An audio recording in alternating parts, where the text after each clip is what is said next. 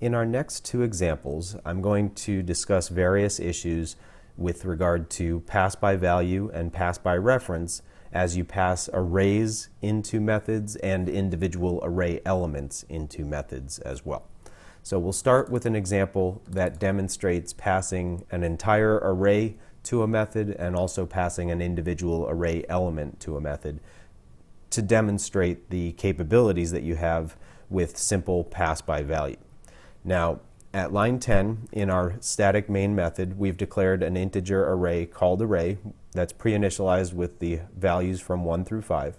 And the first thing we're going to do is demonstrate the effects of passing that entire array into a method. And before we do that, we're going to display the original contents of that array using the for each repetition statement that you see here at lines 17 and 18. Now remember, when you're iterating through a simple type array, such as an int array, the range variable, called value in this case, is going to receive a copy of each element of the array during each individual iteration. So because it's a copy of the int value, we can't modify the value in the body of the for each repetition statement. And of course here we're simply displaying the value, we're not attempting to modify it. If you're iterating through an array of references and those references refer to objects that are modifiable via their public set of methods and properties, then you would be able to use those methods and properties to modify those objects. Now at line 20, we pass the name of the array into our method modify array, and as the name implies, we're going to be attempting to modify the array element values. Now before I go into that, let me just run this to show you the original set of values, and you can see that when we're done with modify array, we expect to have the values 2, 4, 6, 8, and 10, where we've multiplied every element of the original array by 2. So modify array is going to perform that task. Now when you are looking at a method call and you want to see the method definition, there's a couple of ways to jump directly to the definition inside of the IDE. You can right-click in the method name and select Go to Definition, or if the cursor is already placed in the method name, you can simply press the F12 key and that will jump directly to the definition. Notice that you also have a Find All References here as well, which will find all references to the modify array method within the app.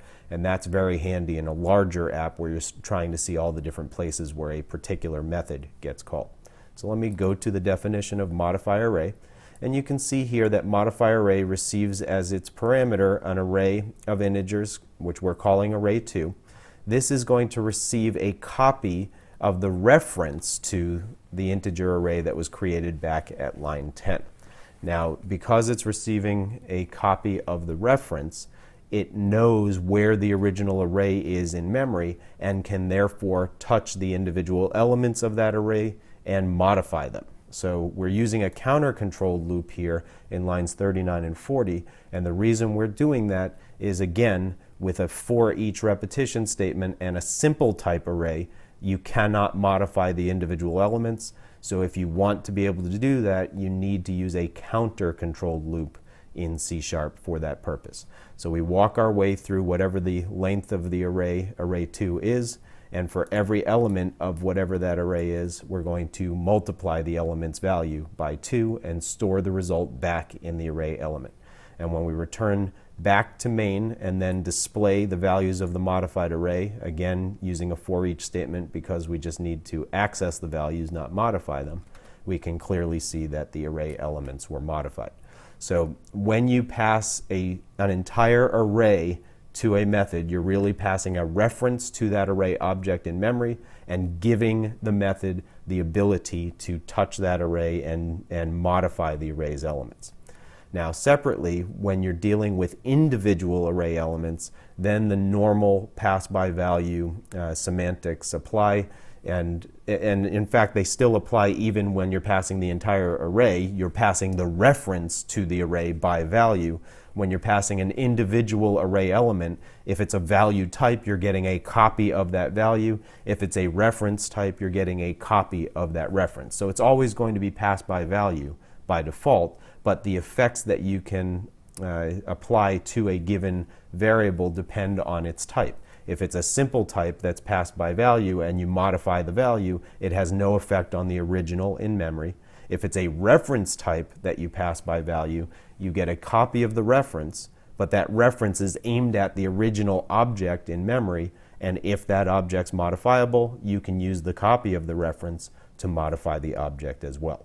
Now in this example, we're dealing with integers, so when I say array sub 3, that's going to give me a copy of whatever that element's value is, and that copy will be passed to modify element. And if I go ahead and jump to the definition of that method, you can see we receive a simple int called element as its argument. We try to modify element, which is the local parameter variable, and that does modify it, but it doesn't modify the original element of the array back in main because it was a copy of that element's value. And then we display what the current value of element is in modify element. And when we get back to main, we then also redisplay the value of a sub 3 after modify element to show you, array sub 3, to show you that indeed that element was not modified.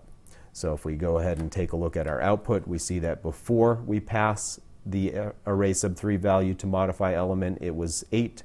Inside modify element, we have the value 16 because we modified the parameter by multiplying it by 2. But that had no effect on the array element, and you can see that it is still 8 after we called modify element. Now in the next example, we'll take a look at issues of passing the reference to an array into a method by reference.